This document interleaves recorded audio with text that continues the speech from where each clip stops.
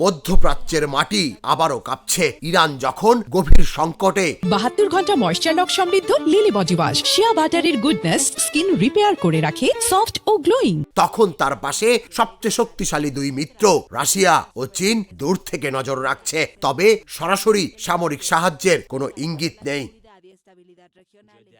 রাশিয়ার সঙ্গে ইরানের কৌশলগত অংশীদারিত্ব চুক্তি থাকলেও এতে যুদ্ধক্ষেত্রে বাধ্যবাধকতা নেই। রাশিয়া যদি হামলা না করে তাহলে ইরানকে একাই লড়তে হবে, তাই করছে ইরান। চীনও অন্য কোনো দেশের অভ্যন্তরীণ বিষয়ে হস্তক্ষেপ থেকে বিরত।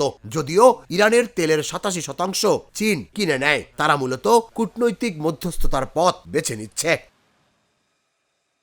আক্রান্ত হলে আন্তর্জাতিক মঞ্চে চাপ সৃষ্টি করতেই বেশি আগ্রহী এই দুই শক্তি। ইসরায়েল ও যুক্তরাষ্ট্রের হামলার তীব্র নিন্দা জানালেও বাস্তবতা হলো যুদ্ধক্ষেত্রে তারা নামছে না। চীনের বিশাল অর্থনীতি এবং ইরানের ছোট অংশীদারিত্ব বড় কোনো ঝুঁকি এড়াতে তারা সরাসরি যুদ্ধে জড়াচ্ছে না।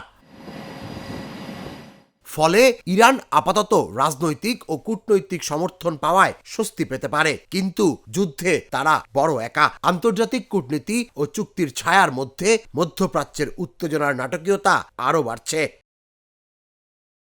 রাশিয়া ও চীনের নীরব শক্তি, ইরানের একাকিত্ব। যুদ্ধের এই সংকট কবে কোথায় পৌঁছবে তা কেউ জানে না।